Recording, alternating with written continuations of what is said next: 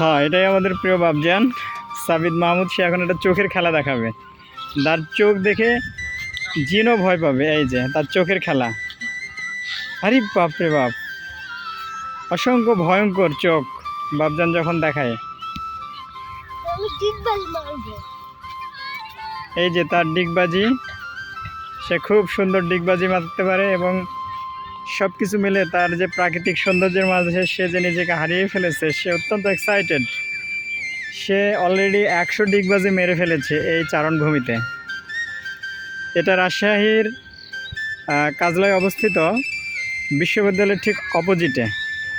এর দক্ষিণে রয়েছে বাংলাদেশের দীর্ঘতম নদী পদ্মা এবং পূর্বে ধরমপুর এবং উত্তরে উত্তরবঙ্গের সবচেয়ে বড় বিশ্ববিদ্যালয় রাজশাহী বিশ্ববিদ্যালয়ের অবস্থান। সব মিলে একটা সুন্দর অসাধারণ পরিবেশ।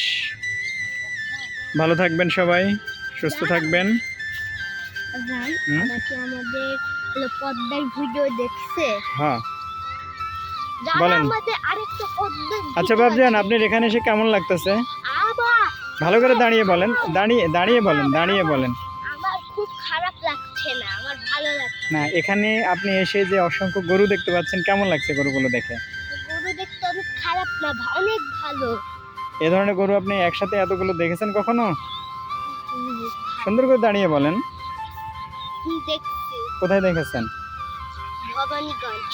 না, ভবানীগঞ্জে এত গরু দেখার আপনার কখনো সুযোগ হয়? এত বড় মাঠ তো দেখেন।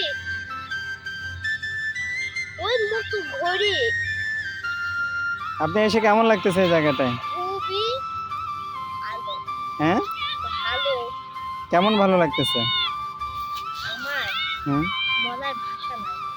তারপরে বলেন একটু কেমন লাগতেছে। আমার এই খুব ভালো লাগতেছে। ঠিক আছে তাহলে। ঘুরি ঘুরি, এই যে ঘুরি ঘুরি।